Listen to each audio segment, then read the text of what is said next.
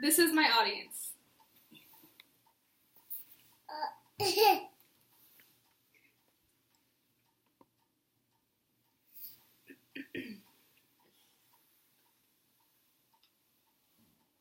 Hi, my name is Lisette, and this is my question of fact, value, policy, persuasion speech.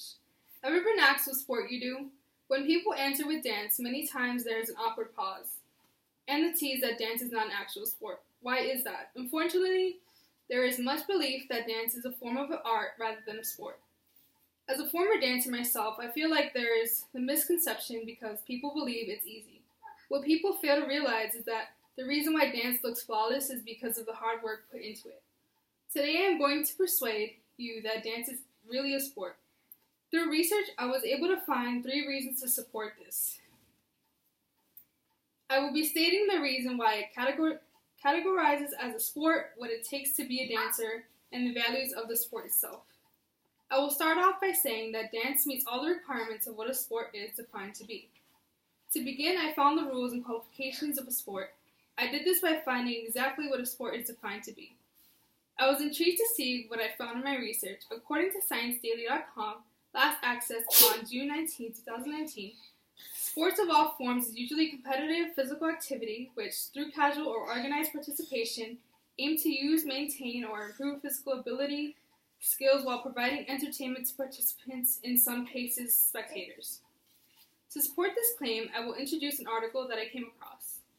Settling Debates, Is It a Sport or Not a Sport, on BleacherReport.com by Kelly Scarletta, provides multiple examples on the way dance meets the qualifications of being a sport. According to her article, it claimed that in order to be a sport, they must have the following 3 qualifications. It must have a modicum of physical exertion, and by that I infer actual athletic exertion. Things such as speaking and typing require physical exertion, but in terms of sport, the physical exertion should be minimal, more than minimal. Second, there needs to be an actual physical skill involved. For example, catching a football or hitting a baseball. Third is that there has to be a competition to see who is the winner. In continuation of this debate, there were 10 chosen activities that were examined. At the bottom of the list was dancing. It qualified under all of the previous 3 qualifications.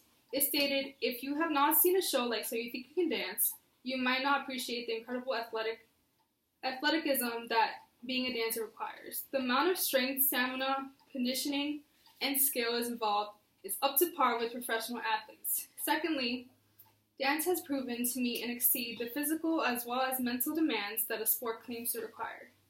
I came across another source on psu.edu, last accessed on June 19, 2019.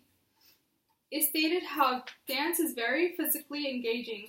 It requires hours of training every day for weeks on end for multiple years in order to achieve professional status.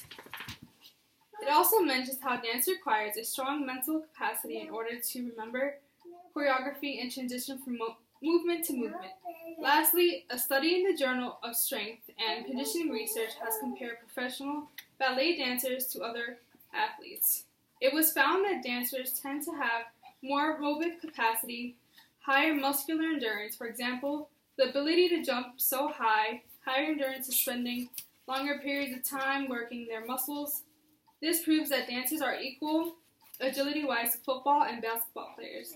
The thing that separates them is that dancers receive less attention. Sometimes it is underappreciated.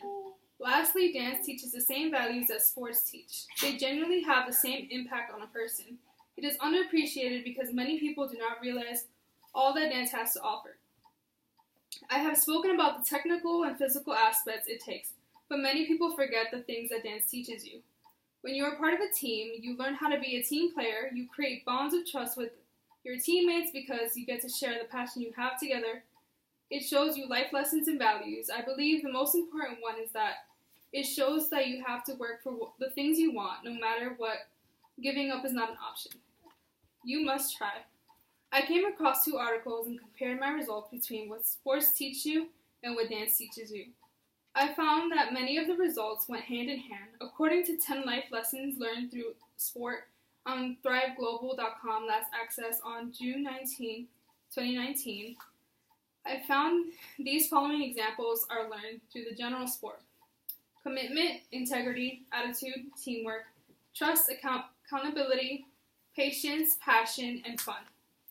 The other article listed the lessons and values learned through dance. According to the kidsinmotion.com, last access on June 19, 2019, the following 6 lessons taught through dance: perseverance, discipline, teamwork, dedication, self-image, and confidence.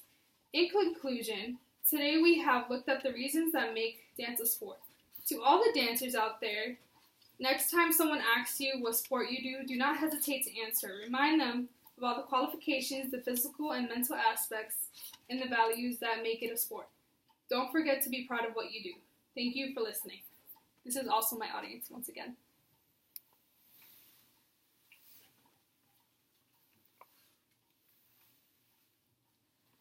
Yeah.